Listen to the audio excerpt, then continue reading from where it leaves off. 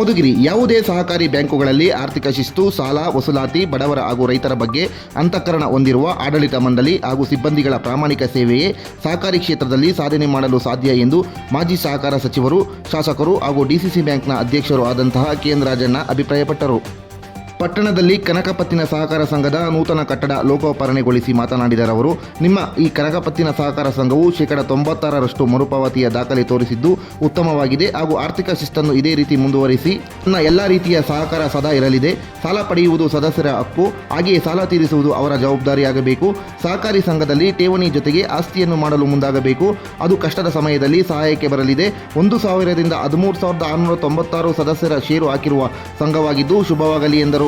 ಅಧ್ಯಕ್ಷತೆ ವಹಿಸಿದ ಸಂಘದ ಅಧ್ಯಕ್ಷ ಬಿ.ಕೆ. ಮಂಜಣ್ಣ ಮಾತನಾಡಿ, ಉತ್ತಮ ಸಹಕಾರಿಗಳು ಪಕ್ಷಭೇದ ಹಾಗೂ ಜಾತಿಭೇದ ಮಾಡಬಾರದು. ಅದರಂತೆ ಸಹಕಾರಿ ಕ್ಷೇತ್ರದಲ್ಲಿ ಕೆ.ಎನ್. ರಾಜಣ್ಣ ಕೆಲಸ ಮಾಡಿದ್ದಾರೆ. ಹಿಂದೆ ಹೈಂದ ವರ್ಗಕ್ಕೆ ಸಾಲ ಸಿಗದ ಕಾಲವಿತ್ತು. ಈಗ ಸಹಕಾರಿ ಕ್ಷೇತ್ರದಲ್ಲಿ ಮೀಸಲಾತಿಯನ್ನೇ ರಾಜಣ್ಣ ತಂದಿದ್ದು ಅವರಿಗೆ ಸಹಕಾರಿಗಳು ಋಣಿಯಾಗಬೇಕು. ಕನಕಪತ್ತಿನ ಸಂಘ ಹಾಲುಮತಸ್ಥರಾದ ಮಾಜಿ ಶಾಸಕ ದಾಸಪ್ಪನವರಿಂದ ಆರಂಭವಾಗಿದ್ದು ನಂಬಿಕೆಗೆ ನಾವು ಅರ್ಹರು. ಹೀಗೆ ನಾವು ಕೂಡ ರಾಜಣ್ಣನವರಂತೆ ಸಹಕಾರಿ ಮನೋಭಾವ ಬೆಳೆಸಿಕೊಂಡು ನೊಂದವರ ಬದುಕಲ್ಲಿ ದೀಪ ಹಚ್ಚುವ ಕೆಲಸ ಮಾಡೋಣ ಎಂದರು. ಈ ಸಂದರ್ಭದಲ್ಲಿ ಪರಿಷತ್ ಸದಸ್ಯ ಎಂ.ಆರ್. ಹುಲಿನಾಯಕ್, ಪ್ರಜಾಪ್ರಗತಿ ಸಂಪಾದಕ ನಾಗಣ್ಣ, ಕಡೆಮನೆ ರವಿಕುಮಾರ್, ಸಿಇಒ ಲಕ್ಷ್ಮಣ್, ಲಕ್ಷ್ಮೀಪತಿ, ಶಿವಣ್ಣ, ಕಮ್ಮನಕೋಟೆ ಶಿವಣ್ಣ, ಮಾಲಿಂಗೇಶ್, ಲಕ್ಷ್ಮೀ ನರಸಿಂಹಯ್ಯ, ಮಂಜುನಾಥ್ ಹಾಗೂ ಮತ್ತಿತರರು ಹಾಜರಿದ್ದರು. ಒಂದು ಸಂಸ್ಥೆ ಸನ್ಮಾನ್ಯ ದಾಸಪ್ಪನವರು ಆ ದಿವಸ ಶಾಸಕರು ಕೂಡ ಆಗಿದ್ರು. ಆಗ ಅವರೆಲ್ಲ ಒಬ್ಬ ನಂಬಿಕಸ್ಥರನ್ನ ಒಂದು ನಿರ್ದೇಶಕರನ್ನಾಗಿ ಮಾಡಿಕೊಂಡು ಒಂದು ಸಂಸ್ಥೆಯನ್ನು ಪ್ರಾರಂಭದಲ್ಲಿ ಶೇರ್ ಕ್ಯಾಪಿಟಲ್ ನನಗೆ ತಿಳಿದಂಗೆ ಇದರಲ್ಲಿ ಹೇಳಿಲ್ಲ, ಆದ್ರೂ ಕೂಡ ಒಂದು 7-8 ಲಕ್ಷ ರೂಪಾಯಿ ಅಷ್ಟೇ. ದಾಸಪ್ಪನವರು ಏನ್ ಸ್ವಾಮಿ ಮಾಡೋದು, ಒಂದು ಶೇರ್ ಕಲೆಕ್ಟ್ ಮಾಡ್ಬೇಕು, ಬಹಳ ಕಷ್ಟ ಸ್ವಾಮಿ, ಯಾರು ದುಡ್ಡ ಕೊಡಕ್ಕಿಲ್ಲ, ಬರ್ಸ್ಬಿಡ್ತಾರೆ. ರಸೀದಿ ಹಾಕೊಳ್ಳಿ ಸ್ವಾಮಿ. ಅವರು ಶೇರ್ ಕಲೆಕ್ಟ್ ಮಾಡಕ್ ಹೋಗುವಾಗ ಜನಗಳು ರಸೀದಿ ಹಾಕಿ ಸ್ವಾಮಿ ಕೊಡ್ತೀನಿ ಅಂತಾರೆ, ಕೊಡದೇ ಇಲ್ಲ ರಾಜಣ್ಣರೇ, ಏನ್ ಮಾಡೋದು ಅಂತ ಹೇಳೋರು. ನಾನು ಆಗ ಏನು ಮಾಡಕ್ಕಾಗಲ್ಲ ದಾಸಪ್ಪನ, ಇವೆಲ್ಲ ಪ್ರಾರಂಭದಲ್ಲಿ ಇರೋವಂಥವೇನೆ, ಇದಕ್ಕೆಲ್ಲ ನೀವು ಯೋಚನೆ ಮಾಡಕ್ ಹೋಗ್ಬಾರ್ದು. ಯಾರ್ಯಾರು ಹಣ ಕೊಡ್ತಾರೆ, ಶೇರ್ ಕೊಡ್ತಾರೆ, ಅವ್ರನ್ನೆಲ್ಲ ತಗೊಳ್ಳಿ, ಮಿಕ್ಕದ ಆಮೇಲೆ ಮುಂದಕ್ಕೆ ತನಕ ತಾನಾಗೆ ಬೆಳೆಯುತ್ತೆ, ನಿಮಗೆ ಗೊತ್ತಿಲ್ಲಂಗೆ ಬೆಳ್ಕೊಂಡು ಹೊಟ್ಟೋಗ್ತದೆ ಅಂತ ಹೇಳಿ ನಾನು ಅವತ್ತು ಹೇಳಿದ್ದೆ ಅವರಿಗೆ. ಇವತ್ತು ನಾನು ನೋಡಿದಾಗ ಸುಮಾರು ಶೇರ್ ಕ್ಯಾಪಿಟಲ್ ನಿಮ್ಮಲ್ಲಿ ಎಷ್ಟು 1,90,00,000 ಇವತ್ತು ನಿಮ್ಮಲ್ಲಿ ಶೇರ್ ಕ್ಯಾಪಿಟಲ್. ಆದ್ರಿಂದ ಪ್ರಾರಂಭದಲ್ಲಿ ಸ್ವಲ್ಪ ಕಷ್ಟ ಅಂತ ಇದ್ರೂ ಕೂಡ ತದನಂತರ ಎಲ್ಲ ಸದಸ್ಯರುಗಳ ಸಹಕಾರ. ಆಗ ಸನ್ಮಾನ್ಯ ದಾಸಪ್ಪನವರು ಪ್ರಾರಂಭ ಮಾಡುವಾಗ 1,000 ಚಿಲ್ಲರೆ ಮೆಂಬರ್ಸ್ ಇದ್ದಿದ್ದು ಅಷ್ಟೇ, 1,000 ಚಿಲ್ಲರೆ. ಈಗ ನಿಮ್ಮಲ್ಲಿ ಮೆಂಬರ್ಸ್ ಎಷ್ಟಪ್ಪ ಅಂದ್ರೆ 13,696 ಜನ ಮೆಂಬರ್ಸ್ ಇದ್ದಾರೆ. ಇನ್ನೂ ಕೂಡ ಮುಂದಿನ ನಿರ್ಮಾಣಗಳಲ್ಲಿ ಹೆಚ್ಚು ಪ್ರವರ್ಧಮಾನಕ್ಕೆ ಬರ್ತಕ್ಕಂಥದ್ರ ಜೊತೆಗೆ ಆರ್ಥಿಕವಾಗಿ ಸದೃಢತೆಯನ್ನ ಬೆಳೆಸ್ಕೊಳ್ಳೋದು, ಅದ್ರ ಜೊತೆಯಲ್ಲಿ ಸದಸ್ಯರುಗಳಿಗೂ ಕೂಡ ಸಂಘದಿಂದ ಸಾಲ ಸೌಲಭ್ಯಗಳನ್ನು ಕೊಡ್ತಕ್ಕಂಥದ್ದು, ಸಕಾಲಕ್ಕೆ ಕೊಡ್ತಕ್ಕಂಥದ್ದಕ್ಕೆ ಅವಕಾಶಗಳು ಹೆಚ್ಚು ಇರ್ತವೆ. ನಾವೆಲ್ಲ ಜ್ಞಾಪಿಸ್ಕೋಬೇಕು, ಇವತ್ತು ಪ್ರಾಥಮಿಕ ಸಹಕಾರ ಸಂಘಗಳು ಪತ್ತಿನ ವ್ಯವಸ್ಥೆ ಯಾವಿದಾವೆ ಅದಕ್ಕೆ ಕಾರಣೀಭೂತರಾಗಿದ್ದ ನಮ್ಮ ಸನ್ಮಾನ್ಯ ಹುಲಿನಾಯಕರವರು ಹೇಳಿದಾಗೆ, ಕಡುಗಿನ ಹಾಳಿನಲ್ಲಿ SS ಪಾಟೀಲ್ ಸಿದ್ದರಾಮನಗೌಡ, ಸಣ್ಣರಾಮನಗೌಡ ಅಂತ ಹೇಳಿ ಅವರು 1904ರಲ್ಲಿ ಪ್ರಾರಂಭ ಮಾಡಿದ್ರು. 1904 ನಾನು ಊರಿಗೆ ಹೋಗಿ ಅವ್ರು ಬರೆದಿರೋದು ಲೆಕ್ಕ ಪುಸ್ತಕ ಎಲ್ಲ ಓದ್ದೆ. ನಾನು ಅವರೆಲ್ಲ ಸಾಲ ಕೊಡ್ತಿದ್ದೇನಪ್ಪ ಅಂದ್ರೆ 2 ರೂಪಾಯಿನೇ ಜಾಸ್ತಿ, 4 ಆಣೆ 8 ಆಣೆ ಅವರೇ ಸ್ವಯಂ ಬಂದಿದ್ದಾರೆ. ಆಮೇಲೆ ನಾನೆಲ್ಲ ಹತ್ತಿ ಬೀಜ ಕೊಂಡ್ಕೊಳ್ತಾ ಇದ್ರು, ಹತ್ತಿ ಬೀಜ ಕೊಂಡ್ಕೊಂಡು ಸ್ಟಾಕ್ ಇಟ್ಕೊಂಡು ಮಾರಾಟ ಮಾಡೋರು. ಆಗ ಅದರಲ್ಲಿ 2 ಮಣ ಕಮ್ಮಿ ಬಂದೈತೆ, 1 ಮಣ ಕಮ್ಮಿ ಬಂದೈತೆ, ಸ್ಟಾಕ್ ಇಂದ ಮನ್ನಾ ಮಾಡೋದು ಅಂತೇಳಿ ಅವರು ಅಲ್ಲಿನ ಆಡಳಿತ ಮಂಡಳಿನಲ್ಲಿ ಸಭೆಯಲ್ಲಿ ತೀರ್ಮಾನ ಮಾಡುತ್ತಾ ತೀರ್ಮಾನಗಳನ್ನ ಬರೆದಿರ್ತಕ್ಕಂಥದ್ದು ಎಲ್ಲವನ್ನು ಕೂಡ ನಾನು ನೋಡಿದೆ. ಮತ್ತೆ ಅವರು SS ಪಾಟೀಲರು ಈ ಪತ್ತಿನ ವ್ಯವಸ್ಥೆಗೆ ಅಡಿಪಾಯ 1904ರಲ್ಲಿ ಮಾಡಿದವರು ಸಮಾಜರು. ಇವತ್ತು ಯಾರೋ ಅವರನ್ನು ನಾವು ನೆನೆಸ್ಕೊಳ್ಳೋದಲ್ಲ. ನಾನು ಅಪೆಕ್ಸ್ ಬ್ಯಾಂಕ್ನಲ್ಲಿ 2004ರಲ್ಲಿ ಅಧ್ಯಕ್ಷ ಆದಾಗ ಅವ್ರ ಫೋಟೋ ಎಲ್ಲೆಲ್ಲಿ BSS ಇದ್ದಾವೆ, ನಮ್ಮ ಅಪೆಕ್ಸ್ ಬ್ಯಾಂಕ್ ಇದಾವೆ, ಎಲ್ಲ ಬ್ರಾಂಚ್ಗಳಲ್ಲಿ ಹೆಡ್ ಆಫೀಸ್ ಅಲ್ಲಿ ಹಾಕ್ಸಿದ್ದು ನಾನೇ ಫಸ್ಟ್. ನಾನು 100 ವರ್ಷದ ಶತಮಾನೋತ್ಸವ ಮಾಡ್ಬೇಕಾದ್ರೆ ನಾನು ಶತಮಾನೋತ್ಸವ ಮಾಡುವಂತ ಸಂದರ್ಭದಲ್ಲಿ ಆ ಊರಿಗೆ ಭೇಟಿ ಕೊಟ್ಟೆ, ಕನಗನಾಳಕ್ಕೆ. ಅಲ್ಲಿ ಹೋದ್ರೆ ಅವನು ಯಾರೋ ನಡಾಫ್ ಅನ್ನೋ ಸೆಕ್ರೆಟರಿ 38 ಲಕ್ಷ ರೂಪಾಯಿ ಡೆಪಾಸಿಟ್ ದುಡ್ಡು ತಿಂದುಬಿಟ್ಟು ಬೀಗನೆ ಹಾಕ್ಬಿಟ್ಟಿದ್ದಾರೆ, ಕ್ಲೋಸ್ ಮಾಡ್ಬಿಟ್ಟಿದ್ರು. ಅವರು ನಾನು ಒಂದ್ಸಲಿ ಹಿಂದಿನ ಮುಖ್ಯಮಂತ್ರಿಗಳೆಲ್ಲ ಹೋಗಿ ಸುಳ್ಳು ಹೇಳ್ಕೊಂಡೆ ಬಂದ್ಬಿಟ್ಟಿದ್ರು ಅಲ್ಲೆಲ್ಲ. ಏನಂತ ಹಣ ಕೊಡಿಸ್ತೀವಿ ಅದ್ರದ್ದು, ನೀವು ಯಾರು ಯೋಚನೆ ಮಾಡಬೇಡಿ, ಹಂಗೆ ಹಿಂಗೆ ಅಂತ ಹೇಳಿ ಹೇಳ್ಕೊಂಬರ್ತೀವಿ. ಅದೇ ಸುಳ್ಳು ಹೇಳಿದ್ರು ಅಂತ ನಾನು ಹೇಳೋದಿಲ್ಲ, ಆಶ್ವಾಸನೆ ಕೊಟ್ಟು ಬಂದಿದ್ರು ಅವರೆಲ್ಲ. ಆದ್ರೆ ಆಶ್ವಾಸನೆ ಈಡೇರಿರ್ಲಿಲ್ಲ. ನಾನು ಆಗ ಹೋದಾಗ ಬೀಗ ಹಾಕ್ಬಿಟ್ಟಿದ್ದಾರೆ. ನಾವು ಬರ್ತಿದ್ದೀವಿ ಅಂತ ಗೊತ್ತಾಗಿ ಡೆಪಾಸಿಟ್ ಇಟ್ಟಿರೋರು ಪಾಪ ಎಲ್ಲ ಬಡವರು, ಹೆಣ್ಮಕ್ಳದೇ ಜಾಸ್ತಿ. ಅವ್ರು ನೋಡಿದ್ರೆ ನನಗೆ ಹೊಟ್ಟೆ ಉರಿಯೋದು. ಸೀರೆಗಳು ಹೊಲಿಲಿಕ್ಕೆ ಆಗಲಿ ಗಂಟೆ ಹಾಕ್ಬಿಟ್ಟವ್ರು. ಅಂದ್ರೆ ಅವರೆಲ್ಲ ಡೆಪಾಸಿಟ್ ಇಟ್ಟರು. ಒಬ್ಬೊಬ್ರು 3,000, 4,000, 5,000, ಒಬ್ಬರೊಬ್ರು ಹೆಣ್ಮಕ್ಳು ಮಾತ್ರ 8,000 ಇಟ್ಟಿದ್ರು. ಅವ್ರು ನಾವು ಹೋದಾಗ ಎಲ್ಲ ಬಂದು ಚರಂಡಿ ಇತ್ತು, ಈ ಚರಂಡಿ ಮೇಲೆ ಎಳ್ಳದೆಲ್ಲ ಕೂತಿದ್ರು. ನಾನು ಅವ್ರನ್ನೆಲ್ಲ ಒಳಗೆ ಕರೆಸ್ದೆ. ಏನಮ್ಮ ನಿನ್ ತೊಂದರೆ? ಸ್ವಾಮಿ, ನಾವು ಡಿಪಾಸಿಟ್ ಮಡಗಿದ್ದು, ನನ್ನ ಮಗಳು ಲಕ್ಷ್ಮಿಗೆ ಅಂತೆಲ್ಲ ಮಡಗಿದ್ದು, ಅವ್ರು ಯಾರೋ ಸೆಕ್ರೆಟರಿ ಹಿಂಗೆ ಮಾಡ್ಬಿಟ್ಟ, ನಮ್ಗೆ ಈಗ ಆಗ್ಬಿಟ್ಟಿದೆ ತೊಂದರೆ. ಸುಮಾರು 4 ವರ್ಷದಿಂದ ಕಾಯ್ತಾ ಇದ್ದೀವಿ, ನಮ್ಗೆ ಡೆಪಾಸಿಟ್ ಕೊಡಿ. ನಮ್ಗೆ ಬಡ್ಡಿ ಕೊಡೋದು ಬೇಡ ಸ್ವಾಮಿ, ಬರೀ ಅಷ್ಟು ಕೊಟ್ಟರೆ ಸಾಕು, ನನ್ನ ಮಗಳು ಹೇಗಾರ ಲಗ್ನ ಮಾಡ್ಕೊಂಡ್ಬಿಡ್ತೀವಿ ಅಂತ ಅವ್ರ ಹೆಣ್ಮಕ್ಳು ಹೇಳಿದ್ರು. ಮತ್ತೆ ಅವ್ರ ಹತ್ರ ಉಸುರು ಮಾಡೋದಲ್ವಾ ನೀವೆಲ್ಲ? ಏನಿಲ್ಲ ಸರ್, ನಾವು ಮನೆ ತಗ ಹೋಗ್ಬಿಟ್ರೆ ನಿಮ್ಮ ಹೆಸರೆಲ್ಲ ಬರ್ದಿಕ್ಬಿಟ್ಟು ನೇಣು ಹಾಕೊಂಡ್ಬಿಡ್ತೀನಿ ಅಂತಾನೆ ಸರ್. ನೇಣಿಗೆ ಹಾಕೊಂಡ್ಬಿಟ್ರೆ ನಾವು ಜೈಲ್ಗೆ ಹೋಗ್ಬೇಕಲ್ಲ ಸರ್, ಅದಕ್ಕೆ ಬೇಡ ಏನಾಗ್ತದೆ, ದೇವ್ರಿದ್ದಾನೆ ಅಂತೇಳಿ ಸುಮ್ಮನೆ ಇಟ್ಬಿಟ್ಟ ಸರ್. ನಾನು ಅವತ್ತೇ ಅಲ್ಲೇ ಕೂತ್ಕೊಂಡು ತತ್ಕ್ಷಣದಲ್ಲಿ ಅವ್ರಿಗೆ ಹಣ ಎಲ್ಲ ಟ್ರಾನ್ಸ್ಫರ್ ತರಿಸಿ ಅಲ್ಲಿನ ಚೆಕ್ ಕೊಡಿಸಿ ಸಾಯಂಕಾಲ ವಾಪಸ್ ಬಂದರು. ಅಲ್ಲಿಂದ ಹಾಗೆ ಆ ಸಂಸ್ಥೆಗೆ 1 ಕೋಟಿ ರೂಪಾಯಿ ಮುಫತ್ತ ಕೊಟ್ಟೆ.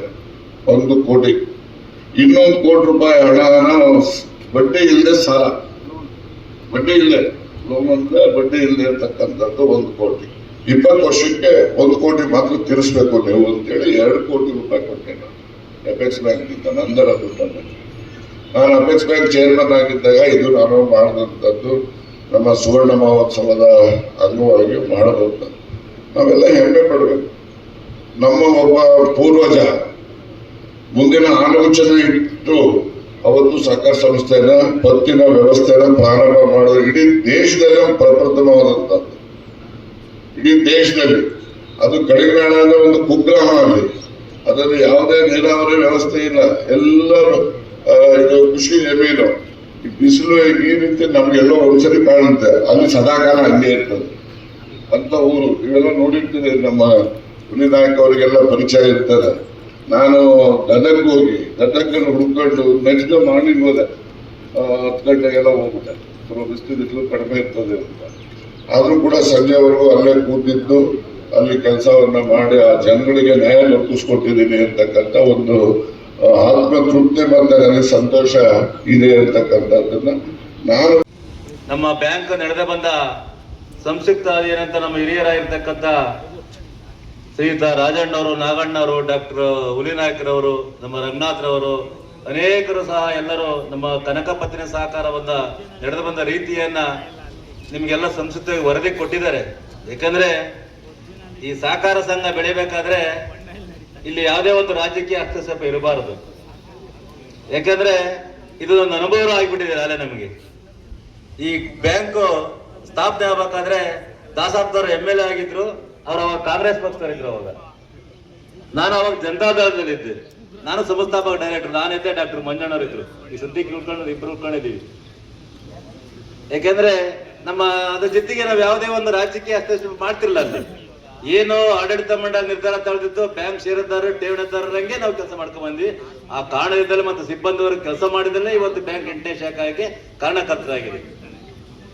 ಇವತ್ತು ರಾಜಕೀಯದಲ್ಲಿ ಹೆಸರು ಮಾಡಬೇಕಾದ್ರೆ ರಾಜಣ್ಣ ಅವರು ಇವತ್ತು ಸಹಕಾರ ಸಂಘದಿಂದಲೇ ಹೆಸರು ಮಾಡಬೇಕಲ್ಲ ಸ್ವಾಮಿ ಸಾಹೇಬ್ರೆ, ಕೇಳಿಸುತ್ತಾ? ಯಾಕಂದ್ರೆ ಹೇಳಿದ್ರು ರಾಜಕೀಯ ಮಾಡ್ಬೇಕಾದ್ರೆ ದುಡ್ಡಿರ್ಬೇಕಿದ್ರೆ ಜಾತಿ ಬಲ ಇರ್ಬೇಕು ಅಂತ ಹೇಳಿದ್ರು. ಹೌದು, ಅವೆರಡಿದ್ರೆ ಈ ಕಾಲದ ರಾಜಕೀಯ ಮಾಡಕ್ ಆಗದೇ ಇಲ್ಲ.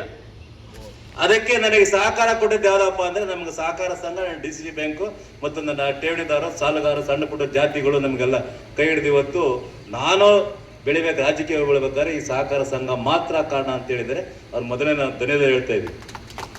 ಯಾಕಂದ್ರೆ ನಾವು ಉಂಡು ಮನೆಗೆ ದ್ರೋಹ ಮಾಡಬಾರ್ದಂತ ಒಂದು ಗಾದೆ ಇದೆಯಲ್ಲ, ಅವತ್ತು ಉಂಡು ನೆನೆಸ್ಕೊಂಡಿದ್ರಲ್ಲ ರಾಜಣ್ಣನ, ಅದಕ್ಕೆ ನಾವು ಕೃತಜ್ಞತೆ ಸಲ್ಲಿಸ್ಬೇಕು ಅವ್ರಿಗೆ ಫಸ್ಟ್. ಅದೇ ರೀತಿ ಈಗ ನಾನು ನಮ್ಮ ಊರಲ್ಲಿ VSN ಸೊಸೈಟಿಯಲ್ಲಿ ನಾನು ನಿರ್ದೇಶಕರಾಗಿದ್ದೀನಿ. ನಾವು ರೈತರಿಗೆ ಸಾಲ ಕೊಡ್ಬೇಕು, ನಾನು BJP ಅಂತ ರಾಜಣ್ಣದಾಗ ಹೋಗ್ಲೇಬೇಕು ನಾನು. ಪಾಪ ನಾವು ಯಾವಾಗಲೂ ಸಹಕಾರ ಕೊಟ್ಟಿದ್ದಾರೆ ಅವ್ರು, ಯಾವುದೇ ಪಕ್ಷಿ ಮತ್ತು ಜಾತಿ ನೋಡಿಲ್ಲ ಇದುವರೆಗೂ.